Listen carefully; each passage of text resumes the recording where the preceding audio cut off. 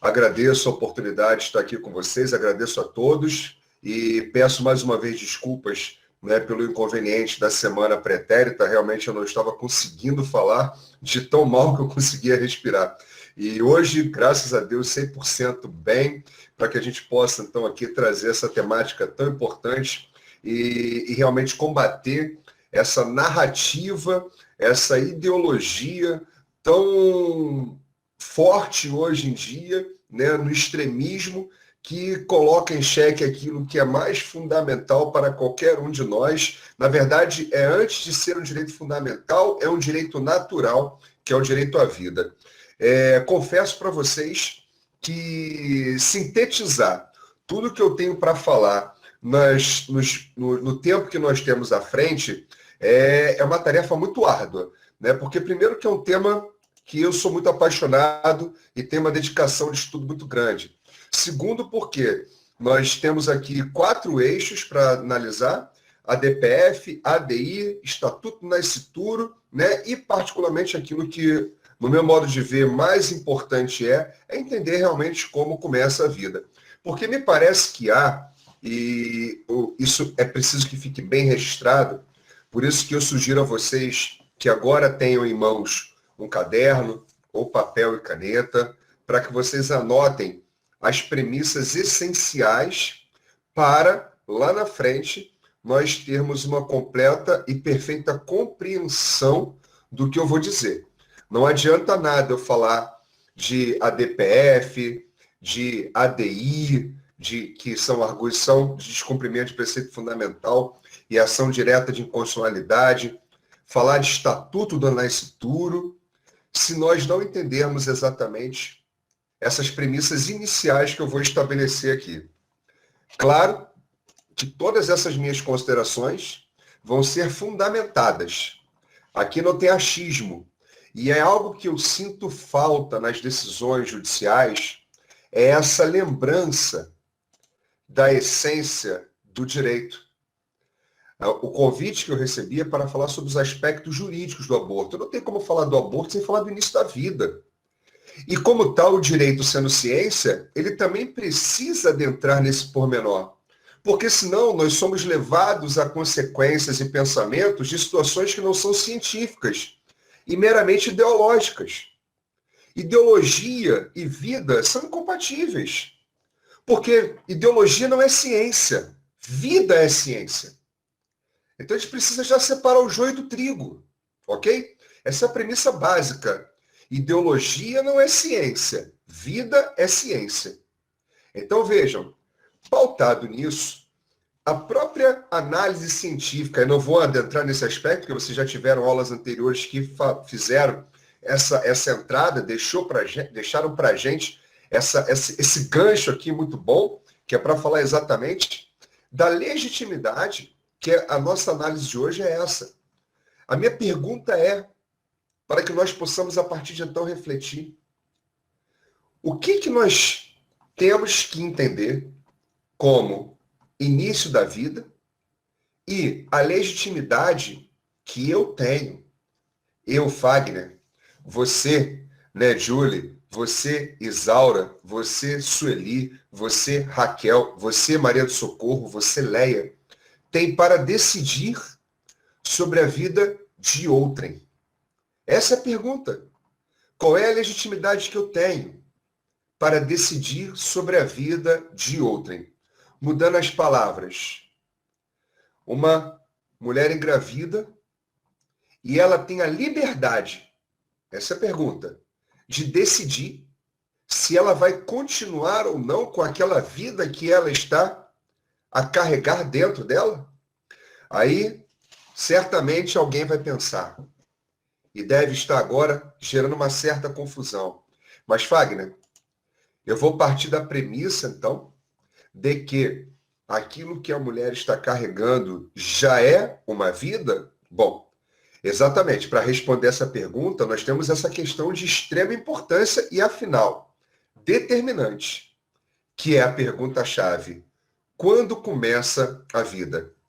E aqui me parece, meus amigos e minhas amigas, que a péssima percepção ou o entendimento teratológico sobre e equivocado sobre o início da vida é que leva a uma perspectiva totalmente errônea daquilo que a jurisprudência do Supremo Tribunal Federal tem entendido.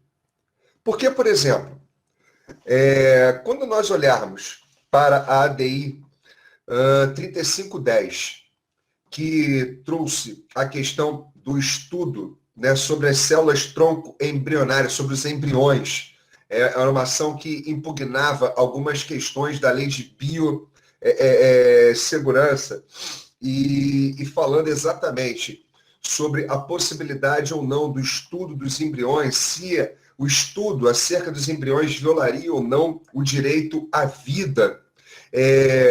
O STF estabeleceu uma premissa que, no meu modo de ver, e aqui é uma análise científica, ok? É uma análise científica que eu estou fazendo, ciência do direito, diga-se de passagem, estabeleceu uma premissa que, no meu modo de ver, é equivocada.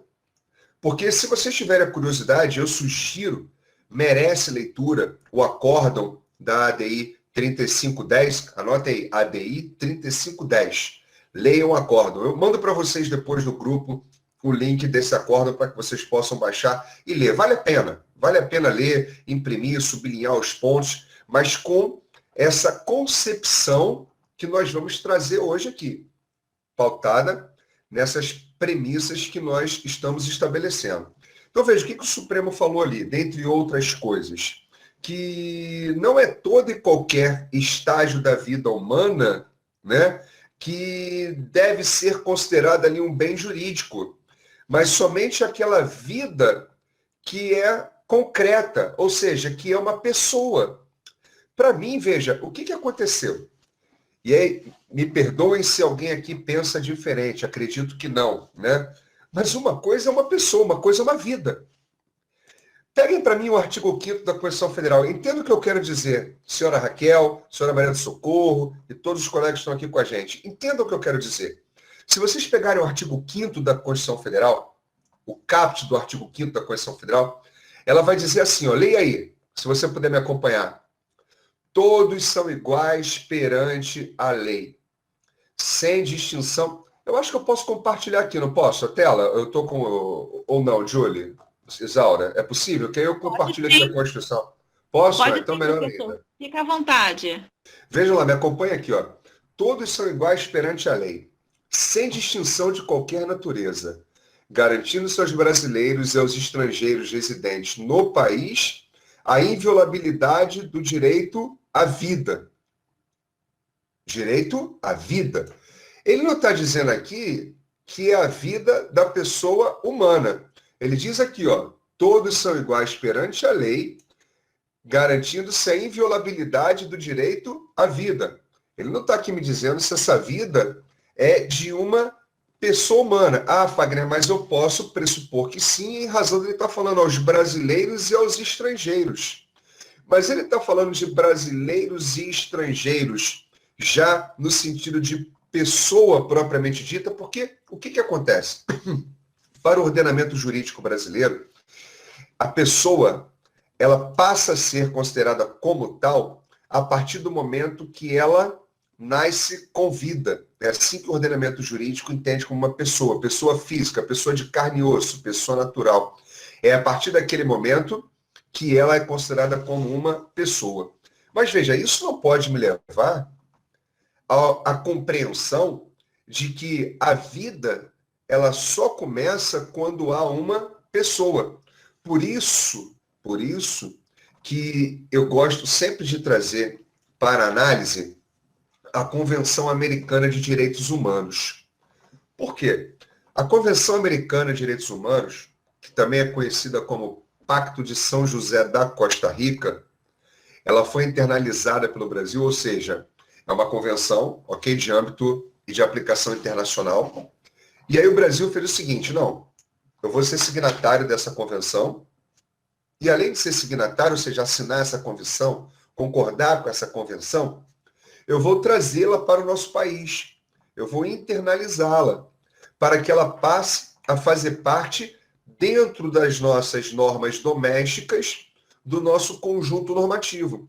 Então, ela deixa de estar tão somente no plano internacional e passa a integrar o nosso sistema normativo, as nossas normas, junto com o Código Civil, junto com o Código Penal, junto com a CLT, junto com o Código de Processo Civil, junto com o Código Tributário, junto com o Código de Trânsito, junto com o Código de Defesa do Consumidor. Está aqui dentro agora. Está dentro do ordenamento jurídico brasileiro. E o que a Convenção Americana de Direitos Humanos, que foi internalizada, anotem aí, pelo decreto número 678 de 1992, vou repetir, decreto número 678 de 1992 estabelece. Gente, atenção, atenção. Nós estamos aqui definindo quando começa a vida. Por favor. Porque se nós não entendermos isso com os fundamentos que eu estou aqui trazendo, cai por terra qualquer tentativa nossa de demonstrar para as pessoas que a vida ela começa lá de forma intrauterina. Por quê? A Constituição, quando ela fala de vida, ela protege todas as formas de vida, inclusive a vida intrauterina. E não somente a extrauterina, a das pessoas, mas também daquelas pessoas em potencial que estão no estágio de desenvolvimento embrionário. Preste atenção nisso. Por quê? Porque a convenção ela vai clarificar isso. E aí você vai falar, mas qual é a relevância dessa convenção? Por que eu tenho que entender o que está previsto nessa convenção? Ora, meus caros, o que eu acabei de vos falar? O Brasil internalizou essa convenção. Essa convenção agora faz parte do ordenamento jurídico brasileiro através de um decreto. Não de agora, de 1992. 1992 é o decreto 678. Mas me parece que as pessoas simplesmente negligenciam a existência e o status que essa convenção tem. Eu até fiz uma postagem no Instagram, não sei se vocês acompanharam lá um stories, fazendo uma reflexão exatamente sobre isso, a evolução desta percepção e a aplicação prática dessa convenção, que é o que eu quero que vocês saiam daqui sabendo de cor e salteado. Então percebam, a Constituição protege a vida, falamos do artigo 5º, ela não diz que é vida da pessoa humana, ok? Isso é uma ilação para aqueles que querem defender que eu só posso falar de vida dentro dos estágios quando eu tenho uma pessoa em concreta. Lembra disso? Estou fazendo uma revisão desses primeiros 10 minutos da minha fala. Porém, nós não temos que concluir desta maneira simplesmente porque alguém quer que nós entendamos assim. Haja vista que a Constituição, quando ela traz o direito à vida, ela sim protege também de forma intrauterina e não somente de forma extrauterina. E para ratificar o que eu estou dizendo, nós temos a Convenção Americana de Direitos Humanos, o Pacto de São José da Costa Rica, que faz parte do ordenamento jurídico brasileiro, através do decreto 678 de 1992, que estabelece o seguinte: atenção agora, de olhos e ouvidos abertos. Toda pessoa, atenção, gente, isso é fantástico, glória a Deus, presta atenção nisso. Toda pessoa tem o direito de que se respeite sua vida. Opa, que vida? Vida. Vou repetir. Toda pessoa tem o direito de que se respeite a sua vida. Ponto. Ponto. Esse direito, que direito? A vida, ok? Esse direito à vida deve ser protegido pela lei, ou seja, pelas leis do países que sejam signatários desta convenção, desde o momento da concepção. Não sou eu que estou falando, meus amigos. É a Convenção Americana de Direitos Humanos, que foi internalizada pelo Brasil. Eu ouvi um amém aí? Não, né? Ainda não, né? Muito bem, ela foi internalizada pelo Brasil em 1992. Ela está em vigor, o Brasil não denunciou e simplesmente as pessoas esquecem. Talvez propositalmente, mas esquecem da Convenção Americana de Direitos Humanos, ou simplesmente chamada de CADU, C-A-D-U. Aí você vai me falar, muito bem, mas Fagner, qual é a posição jurídica? Qual é o status que eu vou dar a essa norma, essa convenção que foi internalizada? Mais uma vez, nós vamos à Constituição. Me permitam compartilhar com vocês. Até aqui está tudo claro? Está fazendo sentido? Está fazendo sentido? Cristalino. Ok, maravilha. Então, olha só, vou compartilhar de novo a Constituição. Nós agora estamos a falar de uma convenção internacional, ok? De uma convenção internacional que o Brasil trouxe para o ordenamento jurídico interno. Até aqui tudo bem, não é, gente? Então, estava lá fora ela. Deixava ela quietinha lá. Não, mas o Brasil, ele é um defensor, isso está na Constituição brasileira, dentro dos princípios que regem, né, as nossas relações internacionais. Está aqui, ó, no artigo 4º. A República Federativa do Brasil rege nas suas relações internacionais pelos seguintes princípios. Prevalência dos direitos humanos. Estão vendo aqui? Então o Brasil se compromete, através da Constituição da República Federativa do Brasil, que é a norma suprema do nosso Estado, a respeitar os direitos humanos. E um dos direitos humanos que nós estamos vendo aqui agora, qual é? É que a Convenção Americana dos Direitos Humanos, ela estabelece que as leis dos países devem proteger a vida que tem início com a concepção. Eu estou sendo claro ou estou falando em grego? Muito bem. Então, a nossa Constituição, juntamente com a Convenção Americana de Direitos Humanos, estão dizendo o seguinte: nós, abraçadinhas, defendemos a vida desde lá do útero da mulher. Não é só quando se torna uma pessoa. É desde quando está lá no útero. Agora, sabe o que me causa tamanha estranheza, meus caros? É que ninguém, em momento nenhum, no Supremo Tribunal Federal, seja como amigo da corte, aqueles que intervêm lá junto das ações que o Supremo julga para fazerem suas manifestações, suas sustentações orais, ou através de petições, ou em audiências públicas, ninguém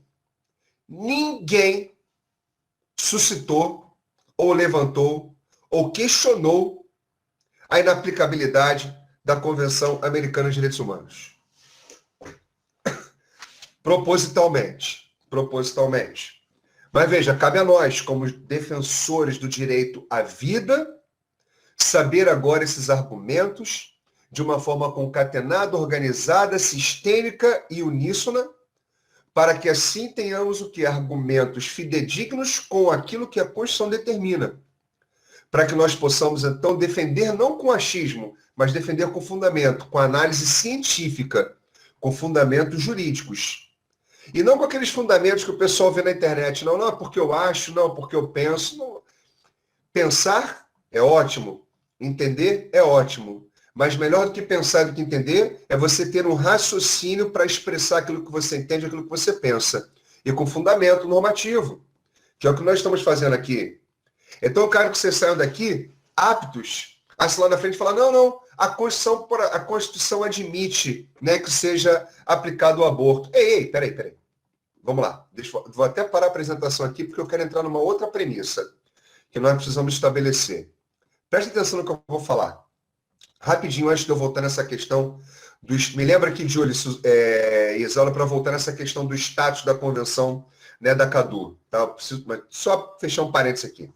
Preste atenção.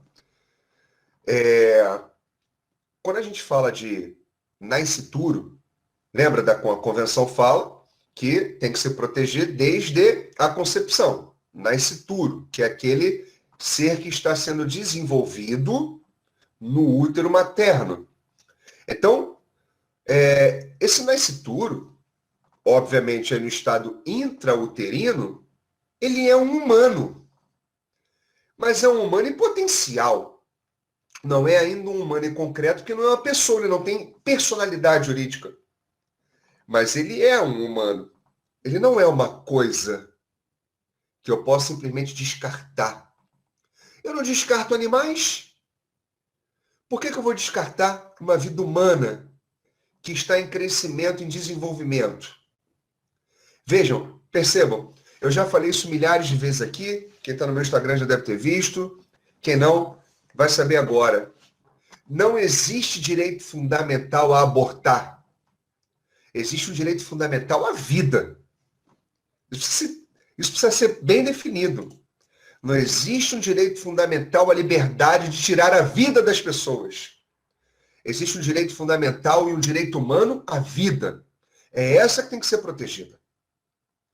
Então nós temos que ter muito cuidado com o fermento que nós estamos aí a comer, para que nós não sejamos contaminados por eles, ok? Nós temos que saber separar muito bem o joio do trigo para não haver confusão. Porque vejam, queridos, é muito claro que desde a concepção, para mim assim, é muito claro mesmo, alvo como a neve, que desde a concepção, a Constituição, ela protege a vida. E como tal, eu tenho que entender que essa vida que começa a desenvolver no útero materno, desde a concepção, segundo a Convenção Americana de Direitos Humanos, é o primeiro marco e pressuposto para exercer qualquer outro direito fundamental. Não existe dignidade da pessoa humana. Aí sim, quando a Constituição fala do fundamento da pessoa humana, ela está falando daquela pessoa já em concreto. Mas a pessoa humana nunca vai alcançar uma dignidade, ainda que minimamente falando, se eu não conseguir dar a ela o mínimo que é necessário para que ela chegue nesse estágio, que é o desenvolvimento da vida que começou com a concepção. Então isso é importante. Por quê? Existe possibilidade de exceção? Só um minuto, por favor. Existe exceção ao direito à vida? Existe. Quer ver? Eu vou fazer uma pergunta que às vezes é mal interpretado também. E aí vocês fiquem livres aí para escrever, tá? Fiquem à vontade. Se quiser falar também, pode falar. Uma pergunta. Existe pena de morte no Brasil? Existe pena de morte? Gostei do gato, Raquel. E aí, existe pena de morte no Brasil, gente? Pode fazer assim se você achar que sim, e assim se você achar que não. Existe? Ó, a Nara está falando aqui, legalizada não, né? Ó, deixa eu até fazer um comentário. Gente, nós vivemos, o Brasil é um Estado de direito. Boa, Maria. O Brasil é um Estado de direito. E como tal, tudo o que acontece tem que estar submisso à lei, abaixo da lei, ok? Tudo que não estiver previsto na lei, a gente corre um sério risco de crise de legalidade institucional. Mas isso eu vou falar um pouco mais à frente. O que eu quero deixar claro agora é o seguinte: a Constituição prevê a pena de morte, gente. Você vai falar, a Constituição prevê a pena de morte? Como assim? Prevê. A Constituição prevê a pena de morte. Somente em uma hipótese, para vocês entenderem como a vida ela é sobrevalorizada pela Constituição. Não é não, é sobrevalorizada, é super, mega, ultra valorizada pela Constituição. Ela só admite pena de morte em um caso. Em caso de guerra declarada pelo presidente da República com autorização do Congresso Nacional ou referendado por este em caso de decretação em época de recesso do Congresso. Ah, mas é só em caso de lei marcial, não é, Fagner? É só em caso de lei marcial, guerra, com tribunal militar instaurado, enfim. É uma situação excepcional. Então, olha que coisa. Presta bem atenção. Como é que eu, então, vou condenar à morte um inocente que está no estágio embrionário da sua vida? Se a Constituição diz que a pena de morte só pode ser aplicada excepcionalmente em caso de guerra declarada. Ah, Fagner, mas a gente está falando de vida ainda lá no útero. Gente, nós, nessa etapa da aula, nós já passamos daquela premissa, né? Que a vida começa lá na concepção, correto? Já passamos dessa premissa, ok? Então eu não posso, porque senão realmente eu estou violando o direito à vida. Eu vou além. Me permitam ir além. Vejam só. Sem vida, não existe qualquer outro direito fundamental. Eles não encontram campo para a sobrevivência. Não há que se falar em dignidade, não há que se falar em liberdade, não há que se falar em propriedade. Morto não tem acesso à educação, morto não tem saúde, morto não tem lazer, morto não tem família. Uau! Desculpa estar pegando pesado, mas é necessário, ok? É primado. A base é o nascimento com vida.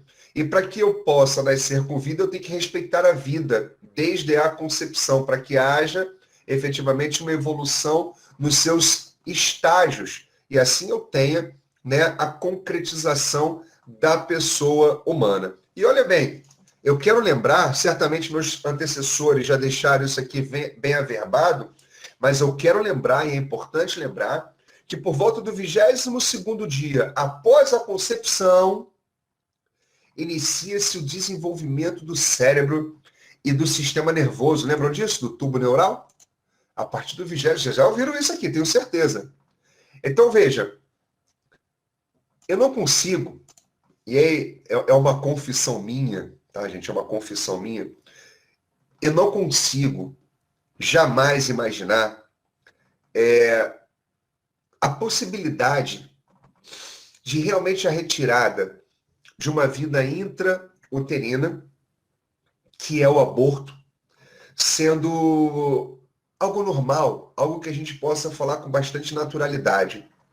E me permitam aqui mais uma colocação, até antes de falar, né, no Código Penal e voltar para a questão do status da Convenção Americana de Direitos Humanos, que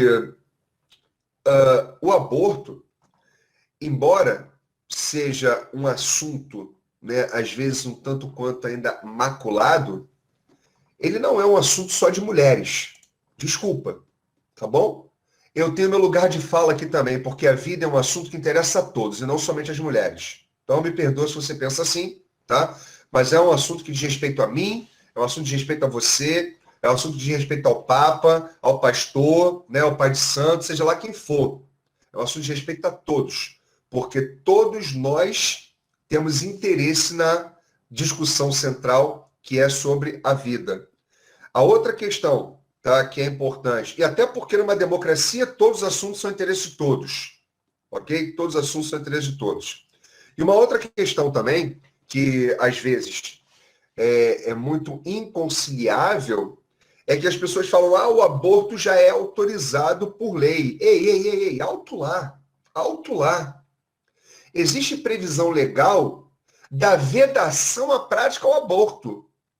E vocês têm que prestar atenção nisso, porque aqueles que defendem as práticas abortivas, eu falo, não, a lei já autoriza o aborto. Não, não, querida, a lei veda o aborto. A lei veda o aborto. O Código Penal veda o aborto. O que ele faz é, excepcionalmente, em duas situações que, no nosso modo de ver, também são inconstitucionais, ok? No nosso modo de ver, no seno de vocês, eu quero que vocês saiam daqui convencidos de que é inconstitucional e, além de ser inconstitucional, fere também a Convenção de Direitos Humanos que nós falamos aqui. E já vou dizer o porquê, que é a questão do status. Então, quando o Código Penal, por exemplo, ele fala do aborto, ele começa a tratar do assunto lá no artigo 124, e aí, quando você olhar lá o artigo 124, ele vai fazer uma menção à DPF 54. E o que essa DPF 54 tratou, Fagner? Essa DPF 54 tratou da possibilidade de interrupção da gravidez, que é uma interrupção terapêutica, ok? Que é similar àquela situação de quando há uma gestação que pode correr risco para a mulher e não tiver outro jeito de salvar a vida da mulher. Então, nós temos duas interrupções terapêuticas, uma prevista em lei e outra criada pela jurisprudência. Criada pela jurisprudência. Não está na lei. Foi o Supremo Tribunal Federal, que deveria ser o guardião da Constituição, o guardião da vida, né, que autoriza, portanto, a interrupção da vida. Quando, então, a mulher está ali gerando um feto anencéfalo. Por quê? Lembra que eu falei que a formação cerebral começa no 22º dia? Então aí se falar, não, mas se não tem informação... gente, desculpa, aqui é uma outra confissão, mas para mim, assim, é um absurdo se entender que eu vou autorizar a retirada de uma vida, a finalização de uma vida através da prática de aborto, porque está havendo uma formação de feto, né, anencéfalo.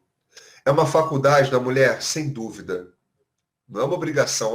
Constatou que está tendo a formação ali com anencefalia, é necessário, é obrigatório a prática do aborto. Não, não é, tá? Isso é exceção e, como tal, tem que ser interpretada de modo que é uma liberalidade. É uma faculdade dada à mulher a prática do aborto. Mas vejam, ainda assim, no que eu defendo, essa é uma decisão que confronta e viola a Constituição e a Convenção Americana de Direitos Humanos. Nem em caso de anencefalia seria possível a interrupção da gravidez. E aí você vai falar assim para mim, Fagner, mas olha só, o Supremo ali sopesou alguns valores, sopesou a dignidade da pessoa humana, sopesou, né, a questão da organização familiar, da liberdade, né, de organização familiar. Enfim, sopesou diversos valores. Concordo, mas não tem valor maior do que a vida. Não tem valor maior do que a vida. A DPF Bezerra, é arguição de descumprimento de preceito fundamental. Ok? Guardou? Arguição de descumprimento de preceito fundamental. É a sigla aí de ADPF. É o significado da sigla ADPF. E essa é uma ação que é usada no Supremo Tribunal Federal quando não se tem algum outro meio de combater uma lesão à Constituição. Porque normalmente se usa uma ação direta de inconstitucionalidade, uma ação declaratória de constitucionalidade, uma ação direta de inconstitucionalidade por omissão. Então, quando eu não tenho nenhum meio de sanar uma lesão a um preceito fundamental da Constituição, eu uso a ADPF. Então, ele é usado assim, como uma última possibilidade. Não tem nada que eu possa usar. Eu tenho lá 10 caminhos. Aqueles 10 caminhos não podem ser utilizados para chegar no Supremo. Aí eu uso a ADPF. Tá? Mas não vou perder muito tempo explicando isso aqui não, senão a gente foge aqui da seara. Agora, é importante, gente, que o que acontece? É um precedente que inaugurou assim, uma nova etapa, né? Porque, na verdade, houve até uma colocação equivocada por parte da mídia de que o Supremo haveria descriminalizado o aborto. Não, isso não aconteceu. O Supremo ele apenas interpretando a possibilidade de interrupção da gestação em razão daquela questão terapêutica que nós suscitamos ainda há pouco, tá? Ele então autorizou que o aborto, em razão da formação de nascituros anencéfalos, seria algo que teria que ser decidido pela mulher, ok? Em razão da dignidade dela, porque haveria ali uma gestação que completaria com um natimorto. E aí, para que não houvesse o nascimento de um morto, então era mais fácil já interromper a gestação. E nós sabemos, não é de hoje, quantos e quantos que tiveram aí formação, né, irregular no que toca à questão cerebral e nasceram com vida e estão vivendo. Mas viveu só 1 ano, viveu 2 anos, viveu 3 anos, não importa, viveu. Respirou, viveu. Para nós aqui, isso é muito importante. Para aqueles que não enxergam esse valor sobrenatural da vida, né, como um direito realmente natural, pouco importa aquilo que, na verdade, né, estava sendo gerado, porque eles enxergam como coisa. Vocês estão entendendo isso? O nosso campo de visão tem que ser diferente. Nós não podemos enxergar que aquilo que está sendo gerado no útero da mulher, às vezes até me contorço aqui como se fosse eu, né? Mas assim, é no sentido de que não dá para ver, não dá para entender como uma simples coisa, porque não é uma vida. Está se gerando algo ali. Algo está se movendo ali. Algo está crescendo ali. Então, é óbvio que tem vida. Porque se não tivesse vida, o próprio organismo, ele faria questão de repelir. Eu e minha esposa, no passado, perdemos 4 gestações. Ela é diabética, tem diabetes tipo 1, tem hipotireoidismo. E o organismo rejeitou. Então, e aí sim, quando saiu, a gente viu, aqui não tem vida. Isso é uma coisa. Mas enquanto dentro está crescendo, está desenvolvendo, independentemente do que eu tenho como formação ou não cerebral, se está crescendo, se está desenvolvendo, se a barriga está crescendo, é porque tem vida. Ah, mas ele vai sair morto. Quem te disse? Quem te garante que vai sair morto? São milhares que saem vivo e tem vida. Percebem? Percebe o que nós estamos falando aqui, gente? Vocês estão internalizando isso? Não é só na mente, mas no coração? Porque a nossa boca, da nossa boca vai ser o que o nosso coração está cheio. Então, se o nosso coração está cheio de vida, está cheio de amor, é isso que nós vamos proliferar no mundo, né? E nós não podemos ser convencidos por aqueles pensamentos simplesmente levianos e que não entendem exatamente que a vida ela começa lá na concepção, como diz a Convenção Americana de Direitos Humanos. Lembra, aborto é exceção. O Código Penal não autoriza o aborto somente em 2 casos que, no nosso modo de ver, também são inconstitucionais e são inconvencionais, porque ferem a Constituição e ferem a Convenção Americana de Direitos Humanos, que tem um status diferenciado. Como assim, Fagner? Olha só que legal, gente. A Constituição brasileira, vou compartilhar aqui com vocês novamente, para que vocês possam ler comigo aqui o artigo 5º, parágrafo 2º e parágrafo 3º. Quem tiver com a Constituição na mão aí e quiser pegar, fica até mais fácil. Se não, pode acompanhar comigo aqui, tá? Eu vou colocar logo aqui, ó, no artigo 5º. Quando eu compartilhar, vocês acompanham por gentileza. Aqui, ó. Eu vou marcar esses 2 parágrafos aqui. Parágrafo 2º e 3º. Já conseguem ver? Já? Ok. Olha o que diz o parágrafo 2º, pessoal. Os direitos e garantias... Leiam comigo, por favor. Atentem para isso. Foquem nisso aqui. Os direitos e garantias expressos nesta Constituição não excluem outros, repito, não excluem outros decorrentes do regime e dos princípios por ela adotados.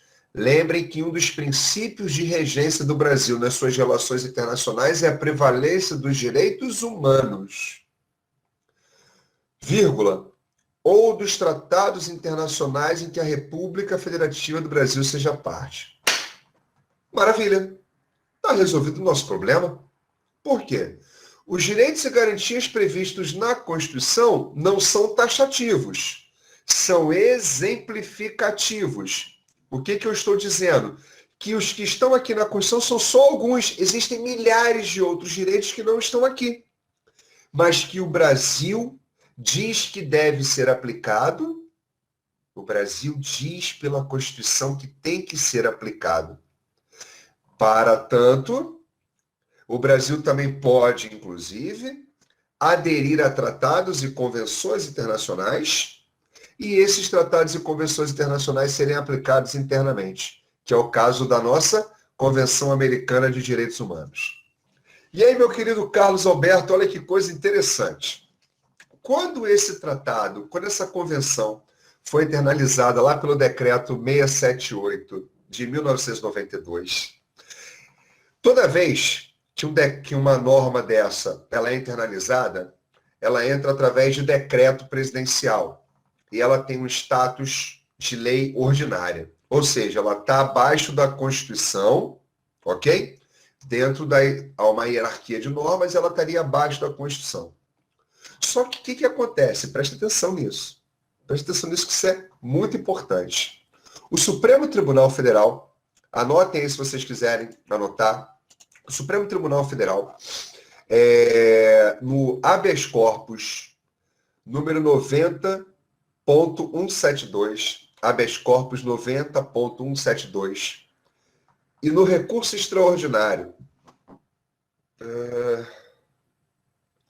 466-343, isso mesmo, recurso extraordinário 466-343, ele disse o seguinte, atenção com o que eu vou falar aqui agora para vocês, atenção.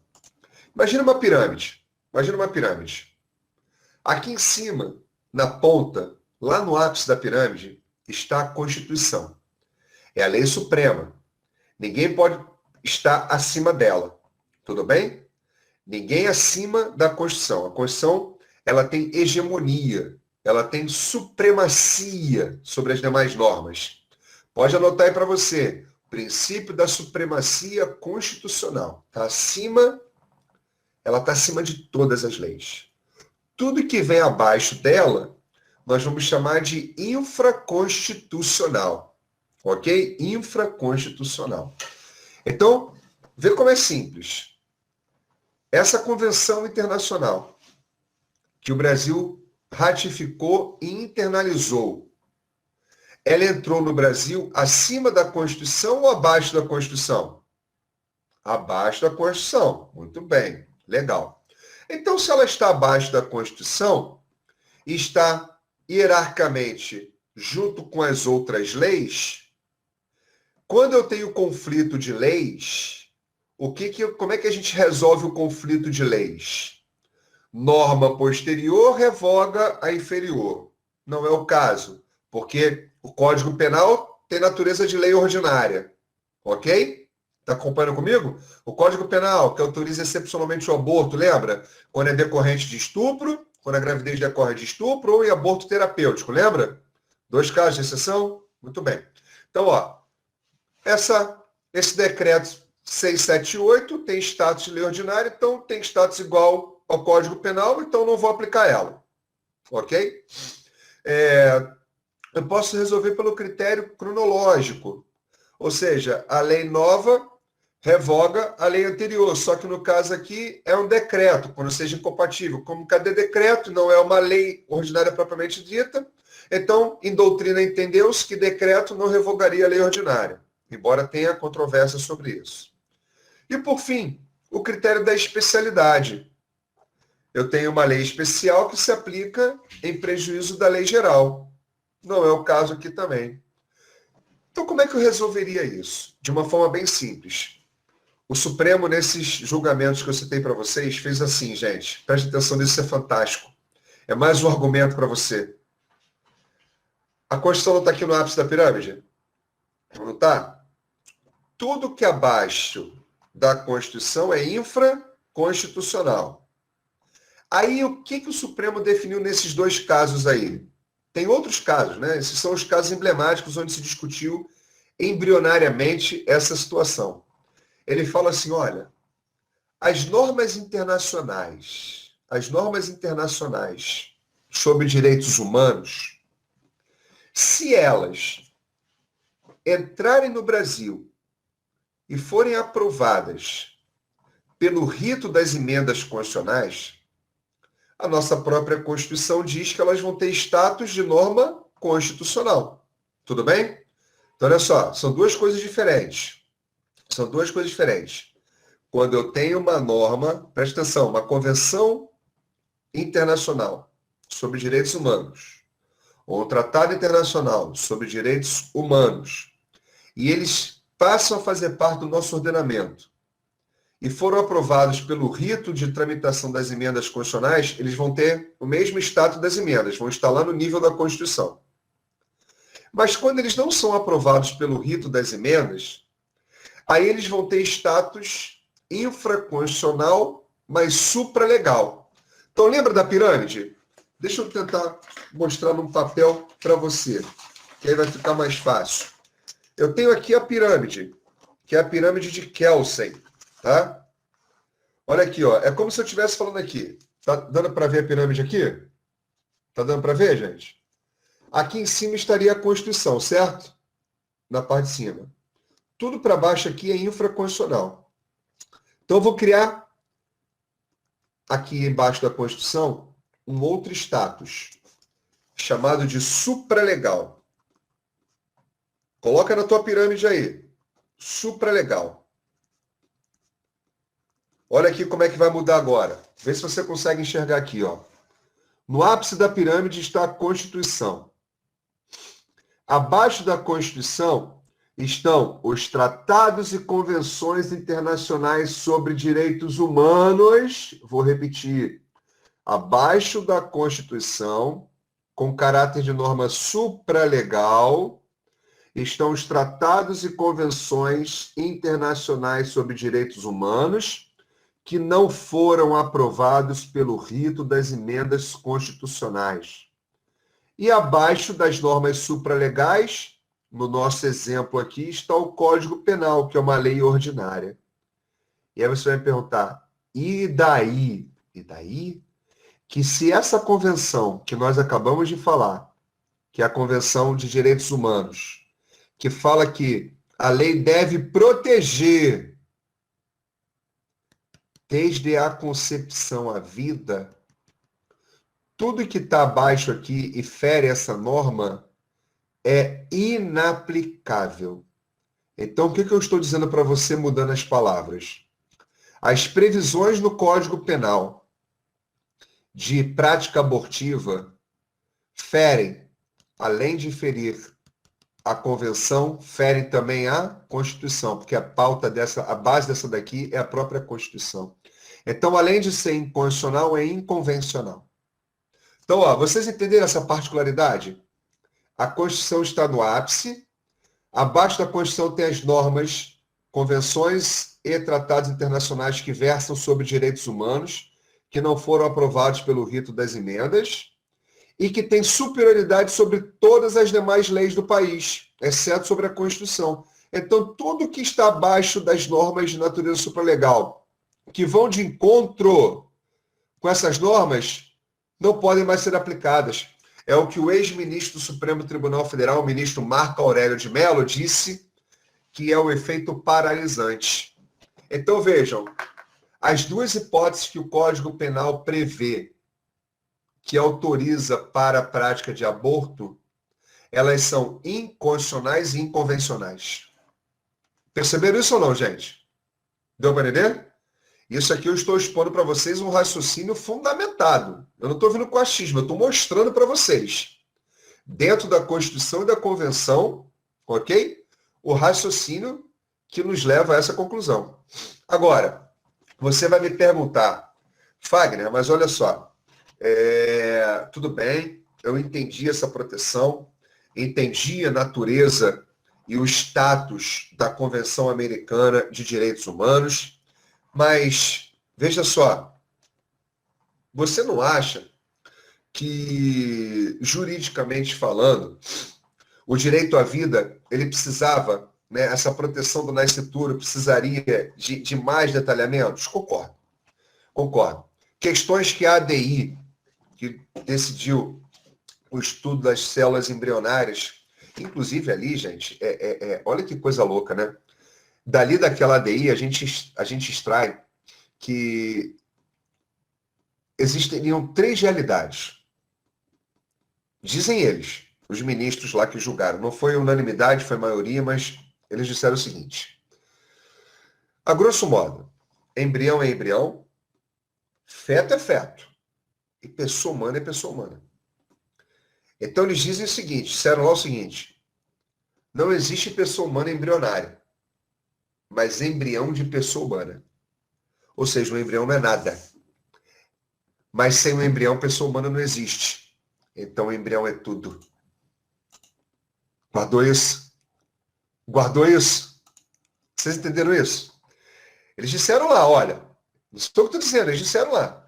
Embrião é embrião, feto é feto, pessoa humana é pessoa humana. E concluíram, uma conclusão teratológica.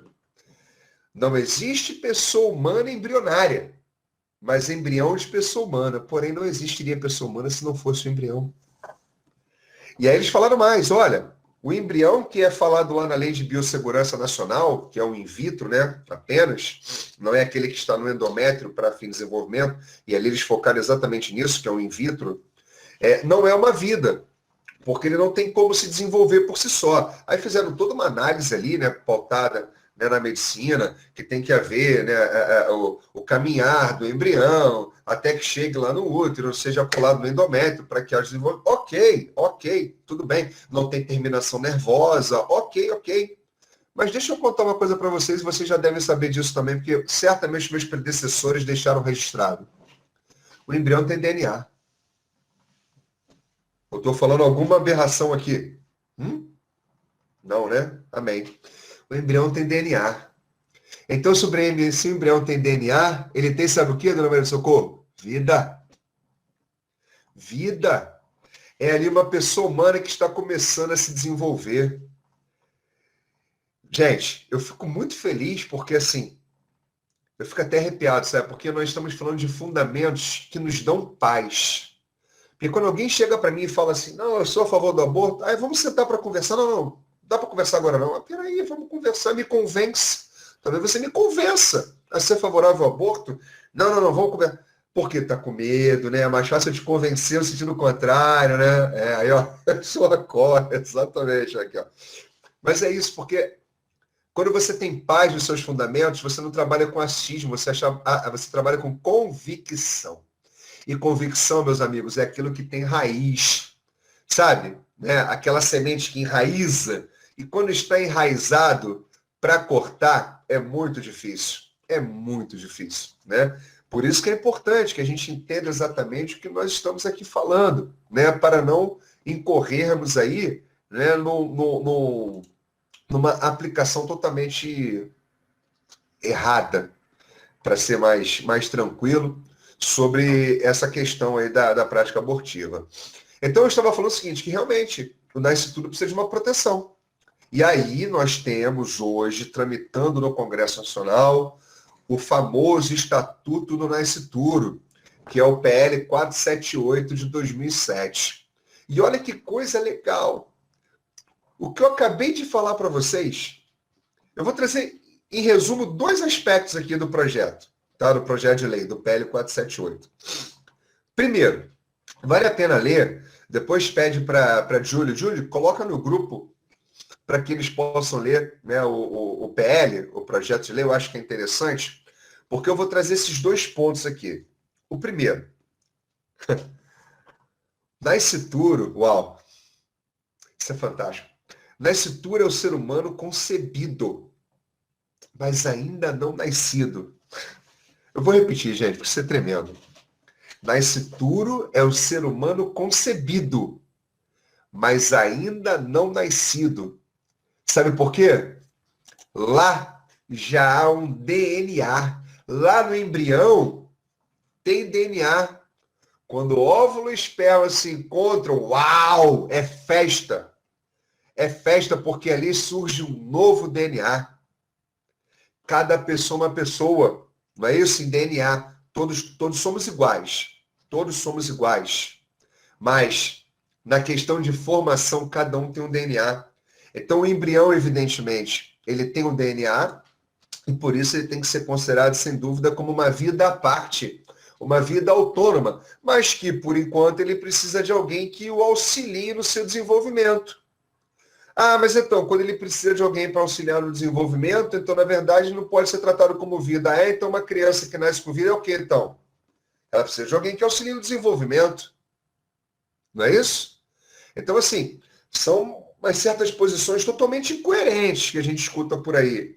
E se você tem sólidos argumentos, você não vai se deixar confundir com esses argumentos levianos, né? E sem pauta nenhuma naquilo que é essencial para que a gente entenda aí essa proteção. E a segunda questão, que é a proteção do nascituro, dentro do Estatuto do Nascituro, que traz isso de uma forma muito clara, é que essa proteção ela se dá em diversos níveis, inclusive combatendo e punindo a prática do aborto, quem auxilia ou induz, o que já é previsto hoje no Código Penal.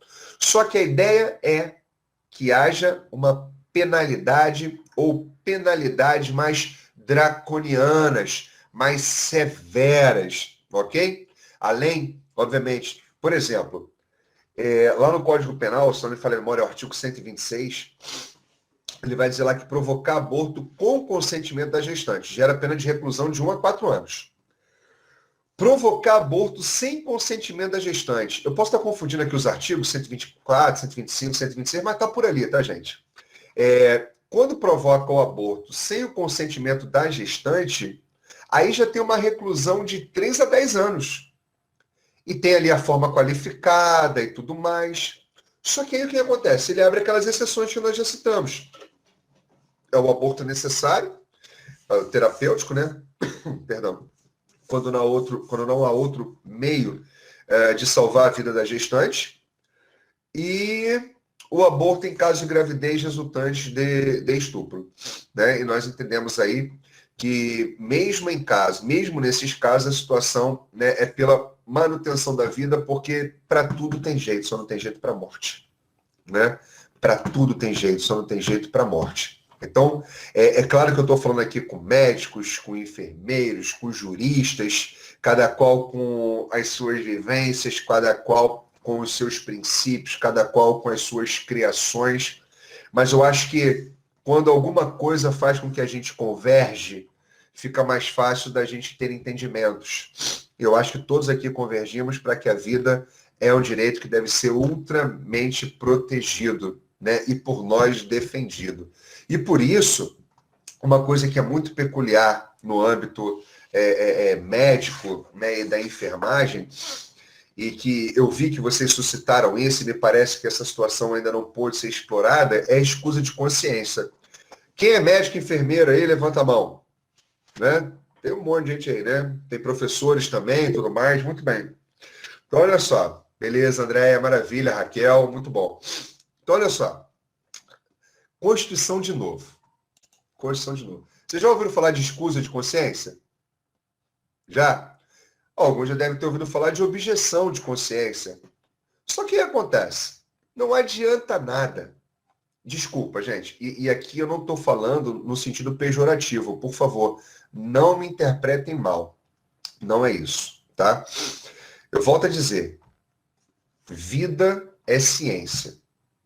Qualquer coisa fora disso é ideologia. Feminismo, liberdade aos direitos reprodutivos da mulher, meu corpo, meu tudo, eu faço o que eu quero. Nada disso é ciência. Nada de... Me desculpa se você não quiser me seguir mais, se não quiser mais ser meu amigo, fica tranquilo. O importante é que eu vou continuar com paz no meu coração. Ok? Nada disso é ciência. Tudo é ideologia. Ok? E o que não é científico, para mim, não é relevante. Tá ok? Ideologia eu tenho a minha. Vocês têm a de vocês. Imagina se cada um quiser impor a sua ideologia. Acabou. É um mundinho para cada um. Por isso que se cria um monte de minoria, que na verdade já não são mais minoria, viraram maiorias. Porque criou-se ali um grupo de 10 para a minoria X, mais 20 para a minoria Y, mais 50 para a minoria Z. E cadê a maioria agora, Maria do Socorro? Ih, não tem mais maioria. Pois é. Sabe por quê? Porque eu estou vivendo no mundo da ideologia. Quando eu vivo no mundo da ideologia, não tem mais maioria. O que tem é divisões. E quanto mais eu divido, menos eu tenho que uniformidade para construir uma nação. E aí eu faço uma tábula rasa do que a gente denomina na própria bandeira brasileira como ordem e progresso. Percebem? A gente tem que começar a refletir certas coisas, gente. A gente precisa refletir certas coisas, entendeu? Eu não estou falando que as pessoas não têm direito a ter direitos, não é isso. Não me interpreta mal, por favor, não é isso que eu estou falando. Não é isso. Todo mundo tem direito à educação, todo mundo tem direito à saúde, todo mundo tem direito ao lazer, todo mundo tem direito à segurança social, todo mundo tem direito ao trabalho. Ok? Não é disso que eu estou falando. O que eu estou falando é que quando eu crio um sistema de ideologia e eu resolvo dar um valor maior à ideologia do que à ciência, eu estou criando rupturas institucionais. E criar rupturas institucionais significa criar grupos de dimensões cuja proporção a gente não consegue imaginar. E aí sabe o que acontece quando a gente cria vários grupos e vários grupos? E grupos de todos os grupos? Eu não consigo identificar o que é direito mais, porque a gente começa a viver nas exceções. Não tem mais regra. Tá entendendo o que eu estou dizendo? A gente precisa refletir essas coisas. Por quê? Quando eu olho para a ciência, e aí eu vou na ciência do direito agora para justificar o que é a escusa de consciência para quem está aí na ciência do campo biomédico, presta bem atenção. Porque a Constituição brasileira, lá no artigo 5º, inciso 8º, vou repetir, artigo 5º, inciso 8º, eu vou compartilhar com vocês enquanto eu falo, ela diz de uma forma clara sobre a objeção de consciência ou escusa de consciência. Lembra, o caput do artigo 5º diz: todos são iguais perante a lei, sem distinção de qualquer natureza, garantindo-se aos brasileiros e estrangeiros residentes do país a inviolabilidade do direito à vida, à segurança, à liberdade. A liberdade é inviolável. A igualdade também é inviolável. Ora, o que é inviolabilidade, meus amigos? É a característica daquilo que não pode ser violado. Então, nós estamos falando de direitos negativos. Como assim direitos negativos? São direitos em que a própria Constituição exige um não fazer, exige uma omissão. Ué, Fagner, confuso isso. Não. Vamos lá, Raquel, pensa comigo. Para que você não viole o meu direito à vida, vou mudar agora, o meu direito à vida é inviolável, basta que você nada faça contra mim que o meu direito à vida está garantido. Então, uma omissão sua é o respeito ao meu direito à vida. Percebe? Ok, Maria José? Gislane, Carlos Alberto, tudo bem? Vamos lá. A Constituição também garante a inviolabilidade da propriedade. Então, para você não violar o meu direito de propriedade, é só você não invadir a minha propriedade. Ok? É só você não invadir. São coisas diferentes. Reforma agrária não tem nada a ver com invasão de propriedade. Tá bom? São coisas diferentes. Um pinga é letra, hein? Reforma agrária não tem nada a ver com invasão de propriedade. Se invadir minha propriedade, vai tomar tiro. Né? Porque a minha propriedade é privada. Eu não vai tomar meu tiro porque eu não tenho arma. Né? Mas quem tem arma vai desferir lá os tiros, os golpes para poder invadir, inibir aquela invasão de propriedade. Mas, enfim, brincadeiras à parte, a gente está falando de inviolabilidade, daquilo que não pode ser violado. Então, vamos lá. A minha objeção de consciência também não pode ser violada. Vocês estão acompanhando aí no artigo 5º. Olha aqui, ó. Inviolabilidade. Tá dando para ver aí, gente? Inviolabilidade. A liberdade e a igualdade. Nos termos seguintes. Aí vem aqui, ó, no inciso 8º comigo. Deixa eu aumentar um pouquinho, que eu acho que vai ficar melhor para vocês enxergarem. Deixa eu dar um zoom aqui. Vê se melhorou aí. Melhorou? Tá marcado aqui para vocês, ó. Opa, cadê? Eu acho que desmarcou, né? Desmarcou. Olha aqui, ó. Agora foi. Olha o que a Constituição fala. Ninguém será privado de direitos por motivo de crença religiosa ou de convicção filosófica ou política. Opa, peraí. Vamos devagar, vamos devagar, vamos devagar. A Constituição me garante que eu, Fagner, não vou ser privado dos meus direitos quando eu invocar a minha liberdade religiosa, a minha convicção filosófica, a minha convicção política, para deixar de cumprir alguma obrigação que é imposta por lei para todos, desde que haja uma prestação alternativa também fixada por lei. E eu cumpro essa prestação alternativa. Diz lá ela, ó, continua.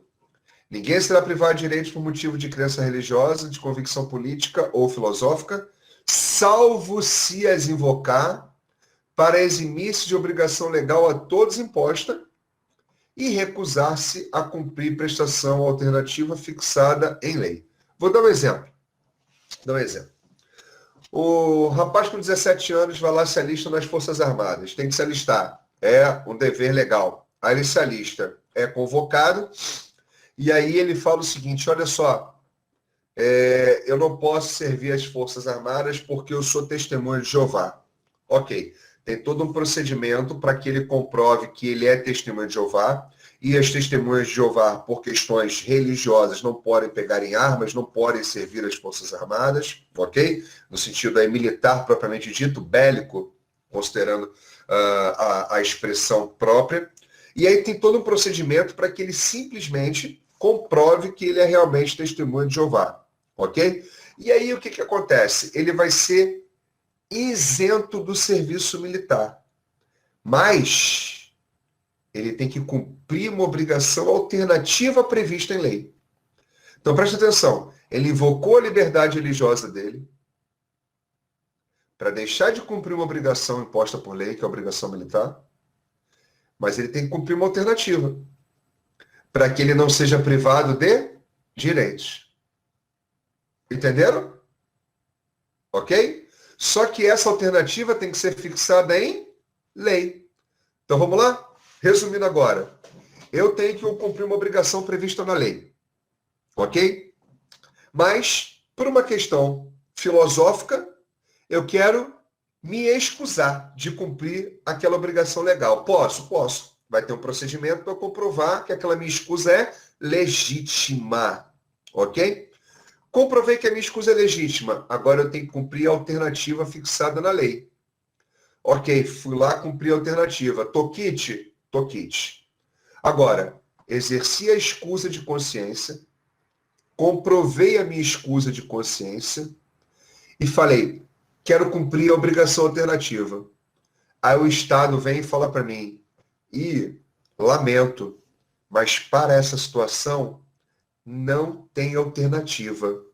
Você vai ter que cumprir a obrigação principal. Eu digo, lamento, Estado, mas a Constituição me garante que eu posso invocar a minha escusa de consciência para não cumprir a obrigação legal a todas imposta. E que você, Estado, que é quem edita a lei, tem que me dar uma alternativa por lei. Então, se você não me der uma alternativa por lei, eu estou exercendo a minha escusa de forma legítima e estou quite com você, Estado. Não tenho mais obrigação nenhuma para com você. Deu para entender? Agora, como é que se faz essa prova de escusa de consciência? Tem um procedimento. Cada instituição tem o seu procedimento, entendeu? Através de estatutos, normas procedimentais. As Forças Armadas têm uma norma específica que regula isso.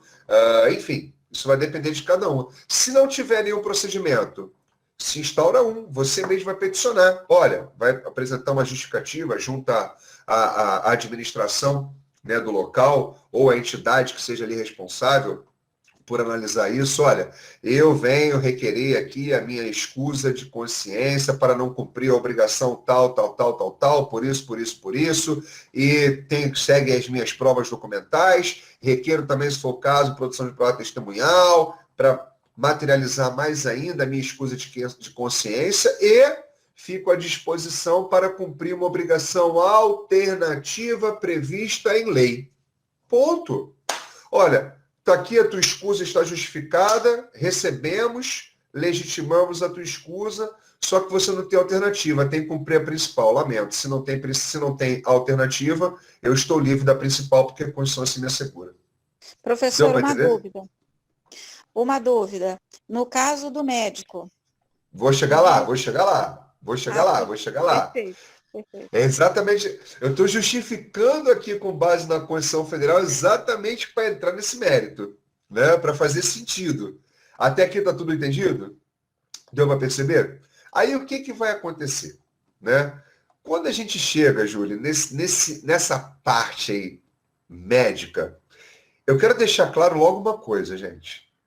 Que quando o médico fala assim, olha, eu não vou praticar o aborto, ainda que seja o terapêutico, não é uma questão que envolve a paciente em si. Mudando as palavras, o médico ele não está discriminando a paciente. Ele está, na verdade, envolto com a sua consciência, querendo se eximir de algo que vai de encontro a uma convicção sua. Tá claro o que eu estou dizendo, gente? Ele não está discriminando, olha, não vou fazer aborto porque a mulher, aquela coisa. O problema não é a paciente. O problema é aqui, com ele. A consciência dele. Dele estar livre conscientemente para fazer aquilo ou não. Tá claro, Sueli, o que eu estou dizendo? Né? Não é uma questão com a paciente, é uma questão dele, do íntimo dele, da convicção dele. Dele, dela, né? Médico, ok, gente? Tá dando para entender, né? Enfim, é isso, tá? Agora, você vai falar, mas Fagner, o código de ética, por exemplo, dos profissionais de enfermagem, o código de ética médico, né, o médico tem que salvar a vida a todo custo. Gente, para vocês terem ideia, essa questão do médico ter que salvar a vida a todo custo, isso já foi, inclusive, objeto de decisões judiciais muitas e muitas e muitas vezes. Vou dar um exemplo de novo aqui, considerando as testemunhas de Jeová, ok? Testemunha de Jeová se recusa legitimamente a receber transfusão de sangue. E acabou, não tem médico nenhum no mundo que vá fazer a transfusão. Ah, mas a justiça pode ordenar que faça, não ordena. Isso já foi decidido várias vezes. É claro que a gente está falando, ok, de uma pessoa maior, capaz e que livremente está expondo a sua vontade. Porque se a pessoa chega numa emergência do hospital, o médico não sabe o que ela é, e o médico fizer a transfusão porque não tem outro meio ali de salvar a vida da pessoa, é óbvio que o médico não está incorrendo em nenhum crime. Tá claro, gente? Porque não tinha consciência. Agora, se o médico sabe, a escusa da pessoa é legítima. Então vamos trazer para o campo do aborto. Claro que eu estou falando de maior e capaz e que legitimamente esteja ali demonstrando de forma consciente isso. Tudo bem? Agora, se é o menor, menor não tem essa, porque o pai não pode definir, o pai e a mãe não podem definir a religião do menor. Então, nesse caso, vai haver, sem dúvida nenhuma, uma intervenção, entendeu, médica para salvar a vida, tá? Não vou entrar nesse, se vocês quiserem, depois a gente pode até fazer, Júlio, eu até me prontifico, eu acho que é um tema muito legal, a gente falar sobre liberdade religiosa, né, nessas questões que envolvem aí a atuação da medicina e da enfermagem. Eu acho que é bem interessante, Perfeito, entendeu? perfeito, é verdade. Pode fazer uma aula aí para abordar isso. Enfim, agora, para não perder o fio da meada aqui, a objeção de consciência, ela, assim, para quem não compreende muito bem, eles vão dizer, não, o médico não tem como exercer a objeção de consciência. Porque, na verdade, a objeção de consciência, para ser bem simples, é a recusa de cumprir uma determinada norma em razão da consciência da pessoa. É porque existe um conflito entre aquilo que ela tem que praticar e aquilo que ela tem como convicção política, religiosa, né, ética, ok? Ah, mas por ética ela tem que cumprir. Não, mas também por ética ela não deve cumprir. Olha que conflito, gente. Olha que coisa interessante, né? Imagina você numa situação dessa. Você está no local onde você está ali para a prática do aborto, mas a sua convicção é em sentido diametralmente oposto. Então, assim, é uma questão de percepção de valores entre a norma estabelecida e a moral, e a questão religiosa, e a questão política ou filosófica. Então, a gente acaba gerando um certo quê? Conflito, né?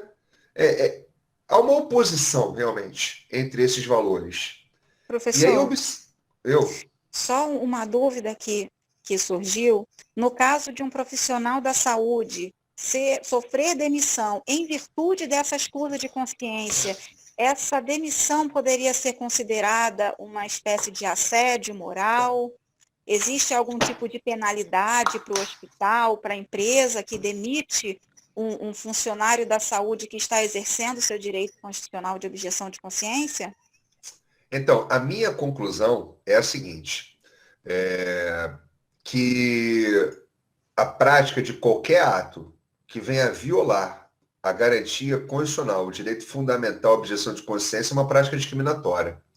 E, portanto, passível, se o trabalhador assim quiser, tem legislação específica trabalhar sobre isso, sobre as dispensas discriminatórias, e se isso realmente ficar evidenciado, o trabalhador pode pedir a reintegração ou o pagamento de indenização do período correspondente ao afastamento até a decisão, entendeu? Há quem diga, ô Julie, que a objeção de consciência ela não poderia ser acionada em todos os casos. Há quem diga, não é a minha convicção, não é a minha percepção. Por exemplo, aqueles que defendem-se do contrário ao que eu estou expondo aqui, vão sustentar o seguinte raciocínio. Olha, se é uma situação que envolve risco de morte para a mulher, quando não houver um outro profissional de saúde ali que seja qualificado para realizar aquele tipo de ato, ou ainda que venha a gerar danos de grave monta à saúde da mulher, por uma omissão ali do próprio médico, do profissional da saúde que está ali envolvido. Enfim, algumas situações em que essa corrente vai dizer, olha, não tem como ter objeção de consciência. Mas, gente, malgrado esse posicionamento, eu vejo em sentido diametralmente oposto, porque é o que está garantido na Constituição. Eu tenho meu direito de objeção de consciência. Eu não posso ser obrigado a abortar se, na verdade, a minha religião diz em sentido contrário. É uma garantia constitucional. Ah, mas a mulher tem o direito a abortar. Então, nós temos dois direitos aí que podem ser sopesados. Na verdade, três. Vamos lá. O meu direito à escusa de consciência. O direito dela, que a gente já viu que não é um direito, né? Considerando a inconstitucionalidade e a inconvencionalidade, tudo bem? Que a gente tem que proteger a vida desde a concepção, lembra da Convenção Americana de Direitos Humanos? Ok? Mas vamos lá. O direito de interromper a gravidez e o outro direito, que é a vida intrauterina. Então, se a gente for colocar realmente numa balança, eu tenho dois pesos só e uma medida. Quais são os pesos? A minha escusa de consciência, o direito à vida do nascituro e o direito de aborto da mulher. Então, nesse caso aqui, o que está acontecendo? O que vai na balança pesar mais? A vida e a escusa de consciência. E vai descer aqui o direito ao aborto, que até sumiu da sua tela por não existir. Percebe? Então, quando há um conflito realmente entre direitos fundamentais, e vou repetir o que eu já falei no começo, não existe direito fundamental ao aborto. Look at my eyes. Não existe direito fundamental ao aborto, mas existe direito fundamental à liberdade de consciência, à escusa de consciência. Entendeu, Jolie? Por isso que tem que ter bons advogados para defender o profissional que sofre esse tipo de prática. Porque se for um advogado que não tem conhecimento da essência disso tudo que nós estamos falando, vai ser uma defesa rasa. Uma defesa que não vai entrar nos pormenores e não vai ter capacidade de convencer. Deu para entender, pessoal? Assim, tem gente que entende sentido contrário? Tem. Mas eu estou trazendo para você aqui, de uma forma muito clara, o porquê que eu entendo que a escusa de consciência é legítima, ok? Ah, mas tem que salvar a vida da mulher. Gente, aí a gente Volta para o começo. Nós temos que salvar a vida da mulher e do bebê. Ok? Então são os dois. Ah, mas foi em decorrência do estupro. Ué, eu não vou assassinar o bebê que está em formação porque houve um estupro. Eu vou me... Escusa de consciência. Não posso. Acabou. Mas você está incorrendo em ilícito. Então me manda embora, me processa, que eu vou resolver isso como eu tenho que resolver. Mas ninguém vai me obrigar a fazer algo que é contrário à minha consciência, que é contrário aos meus preceitos morais, que é contrário aos meus preceitos religiosos. É uma escusa garantida pela Constituição como inviolável. Agora, o direito ao aborto não é inviolável. Não existe direito fundamental ao aborto. Abortar não é um direito humano.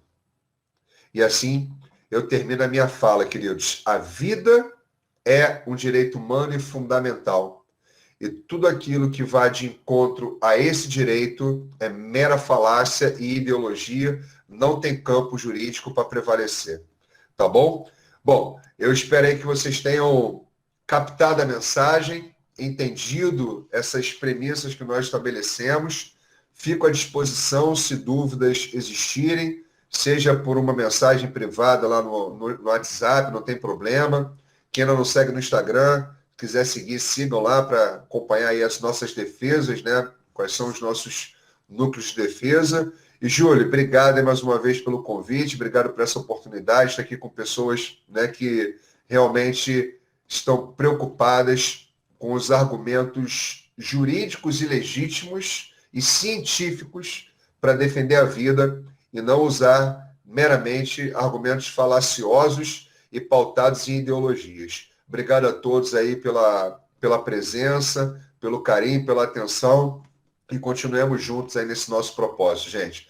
Um beijo a todos, Deus abençoe, saúde e paz. Precisando, estou à disposição, tá bom? Muitíssimo obrigada, professor. É uma honra ter o senhor conosco. Já peço aqui as desculpas pela minha câmera estar fechada, minha câmera está realmente muito ruim, mas foi uma aula muito esclarecedora. Trouxe aqui muitas terminologias que, para quem não é do direito, pode ter alguma dificuldade, mas depois nós vamos esclarecer lá no grupo. E o professor falou sobre assuntos muito densos, muito objetivos, e juridicamente nós não temos fundamento para defender ou para apoiar a prática abortiva. Juridicamente é inviável a autorização do aborto, porque nós temos o bloqueio constitucional, nós temos o bloqueio convencional, né, da convenção que nós tratamos, o Pacto de São José da Costa Rica. Então, sob diversos aspectos jurídicos, nós não conseguimos sustentar com fundamentos legais a prática do aborto. Então, resta somente uma defesa, o quê? Ideológica. Nós temos um jurista internacional que influenciou muitíssimo aqui no Brasil. Nós temos dois, né, na verdade, e um deles é o Ronald Dworkin, e ele ofereceu uma nova técnica de sentença. Essa nova técnica de sentença traz uma abertura muito grande para que os juízes façam interpretações mirabolantes a partir da sua própria ideologia. É o que é o que faz com que a gente possa testemunhar todas essas decisões, repetindo aqui, reproduzindo a fala do professor Fagner, todas essas decisões teratológicas, ou seja, monstruosas, porque juridicamente não tem fundamento, né? Somente existe na base da ideologia. E só aqui para poder fazer a indicação dos artigos que o professor mencionou. Ele mencionou ali os temas e eu vou fazer a indicação desses artigos. Quando o professor Fagner falou sobre a pena de morte no Brasil, que somente é admitida nos casos de guerra declarada, como é que se diz?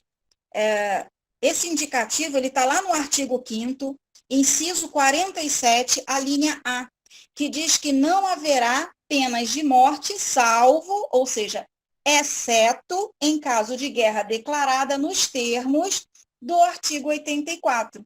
Ou seja, existe a pena de morte em caráter de exceção. E onde está escrita essa pena de morte? Está lá no Código Penal Militar, no artigo 56. Código Penal Militar, no artigo 56. E essa pena de morte somente é executada por fuzilamento. Ou seja, existe essa possibilidade de pena de morte, mas por fuzilamento. Ô, Júlia, deixa eu te interromper rapidamente, que eu Sim. estava falando, eu não estava acompanhando aqui no chat, o Bezerra, tá por aí ainda?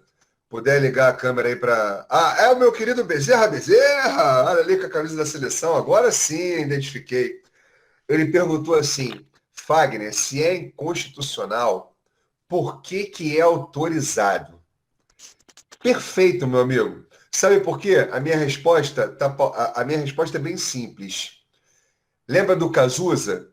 Ideologia, eu quero uma pra viver. Não é isso? Não tem lá essa música do Cazuza? É isso, por mera ideologia. Entendeu? Porque, como nós falamos, a proteção da vida no plano tanto constitucional quanto das convenções, ela se dá o quê? Desde a concepção. Então, qualquer coisa que vá contra isso é uma questão ideológica. Qual é a ideologia? Meu corpo, eu faço o que eu quero. Liberdade reprodutiva. Eu posso engravidar e posso interromper a gravidez. Isso é ideologia, isso não é direito. Ok? É só por isso. Tá? Obrigado. E um outro ponto aqui em relação ao aborto legal. Não existe aborto legal por uma razão. Essas exceções do aborto, né, da exclusão de punibilidade no caso de aborto, está no artigo 128 do Código Penal, onde diz que não se pune o aborto que é praticado por médico, quando não tem outro meio de salvar a vida da gestante, se da gravidez resulta de estupro, e quando esse aborto é consentido pela gestante, e a DPF 54 trouxe uma nova interpretação, de acordo com a Suprema Corte, de acordo com a Constituição, né? Que não se pune também o aborto do feto anencefálico. Então, nós temos aqui uma outra possibilidade, uma expansão dessas possibilidades. Agora, um ponto muito importante é a teoria do crime, é a teoria do delito que foi admitido aqui no Brasil. A gente precisa entender o que é crime aqui no Brasil. E o Brasil adotou uma teoria chamada teoria tripartite do delito. E essa teoria diz que o que é crime? Crime é um fato típico, antijurídico e culpável. Ou seja, se eu tenho ali um fato que é típico, antijurídico e culpável, em que pese não punível, ele continua sendo crime. Ou seja, não é porque não existe a punição que o fato deixe de ser criminoso.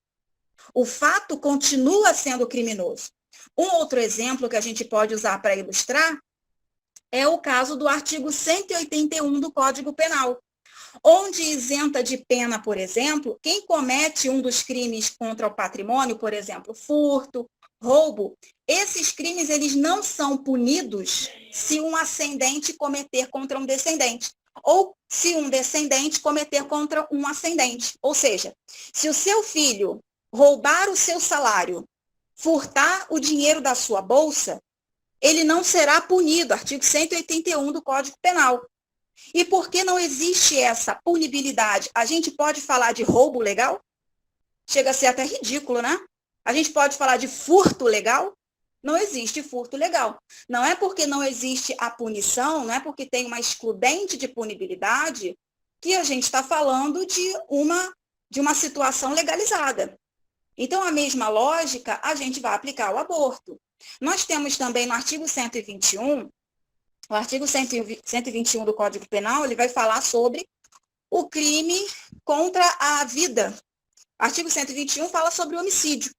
E eu tenho também lá a possibilidade do homicídio culposo. Só que, no artigo 121, no parágrafo 5º do Código Penal, diz que na hipótese de homicídio culposo, o juiz pode deixar de aplicar a pena se a consequência da infração atingir o próprio agente de uma maneira tão grave que a sanção penal se torna desnecessária. Eu vou dar um exemplo aqui para te ilustrar melhor.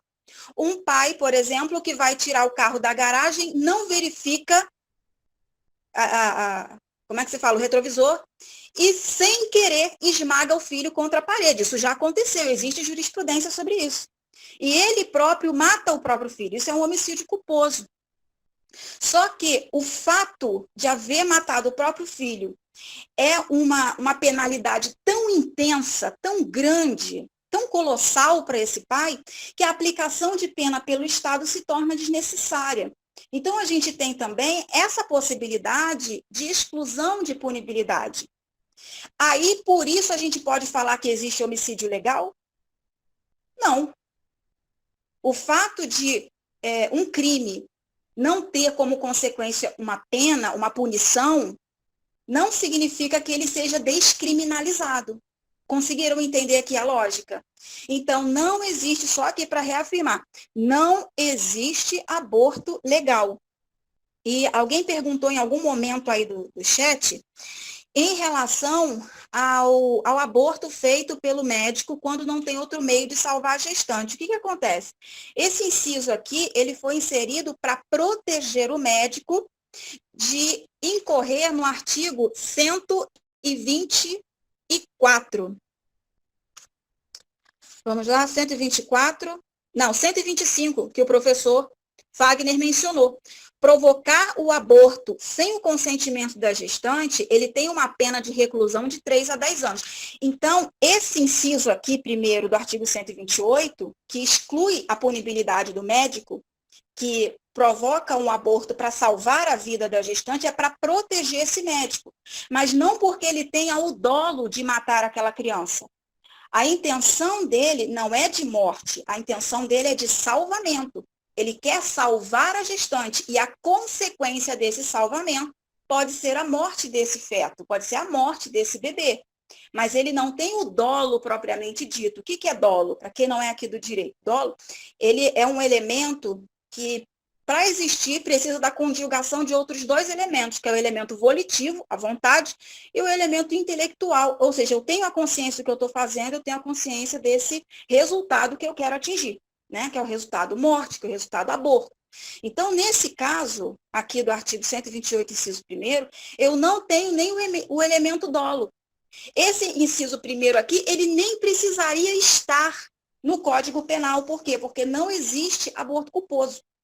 Não tem aborto culposo. Aí abortei sem querer. Não existe. Pelo menos não tem previsão no Código Penal. Não tem previsão no Código Penal, então não existe. Né? Só existe crime culposo quando essa modalidade é contemplada no próprio dispositivo normativo. Quando tem lá escrito no texto da lei, então a gente tem essa previsão. E no caso do aborto, a gente não tem a previsão do aborto culposo. Mas por uma questão de zelo, para proteção do próprio médico, aí surgiu aqui esse inciso 1º, que não se pune o médico que estiver tentando salvar a vida da mulher, ali acabar ocasionando, né, um aborto naquele bebê. São somente esses esclarecimentos. Professor, sua palestra me deixou até empolgada, estou até falando demais aqui. Muitíssimo obrigada, eu quero aqui agradecer também a todos os amigos, os alunos que permaneceram até esse horário. Aconteceu alguma coisa aqui que o Google Meet permitiu que a gente ultrapassasse 1 hora. Graças a Deus, foram muitas informações preciosíssimas. Nós estamos muito, muito agradecidas, professor. Ô, Júlio, suas complementações foram maravilhosas, pontuais e essenciais, porque é exatamente isso, né? Para quem não é da área jurídica, eu tentei focar muito mais na questão da vida, né, e da constitucionalidade e da convencionalidade propriamente dito, mas isso que a Júlia trouxe, gente, é um complemento fundamental que traz aí um aglomerado, digamos assim, de argumentos para que vocês possam ter aí o que falar no dia a dia. Porque realmente, volto a dizer, não existe um direito fundamental ao aborto, então não há uma legalização do aborto, que há, na verdade, uma proteção, entendeu, contra essas práticas. É a mesma coisa quando a gente fala de legítima defesa, né, Julie? Então eu tenho o direito de matar uma outra pessoa? Exatamente. Não. Mas se for para você defender a sua vida, você pode eliminar a do outro, mas não quer dizer que você pode pegar uma arma e matar alguém. Agora, se alguém vem na sua direção para tirar a sua vida, a ordem jurídica te autoriza que, em legítima defesa, você mate aquela pessoa para salvaguardar a sua vida. Então você tem dois bens jurídicos em conflito, a sua vida e a vida daquele que quer tirar a sua. Então eu vou permanecer com a minha vida.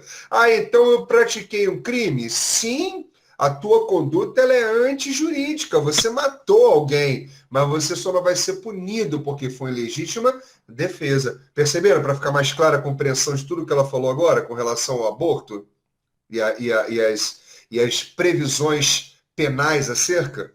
Deu, gente? Tranquilo? Só para vocês terem mais argumentos, tá bom? Obrigado, Júlia. Foi sensacional. Tá Muito bom? obrigada a todos. Isaura, quer fazer alguma consideração? Professor, agora, nossa, muito obrigada pela aula, foi extremamente esclarecedora, né? Essa importância de mostrar toda a questão do ordenamento jurídico nacional e a questão internacionalmente também, como a vida é protegida internacionalmente, que quando nós escutamos esse tipo de diálogo que fala sobre e narrativas que a imprensa sempre está falando sobre a questão da possível legalização do aborto, de acordo com a nossa Constituição Federal, é impossível, né? Só com uma nova Constituição, né? Ou então através de um ativismo judicial, que é o que a gente está vendo, né? Justamente nessa questão dessa DPF e tudo mais.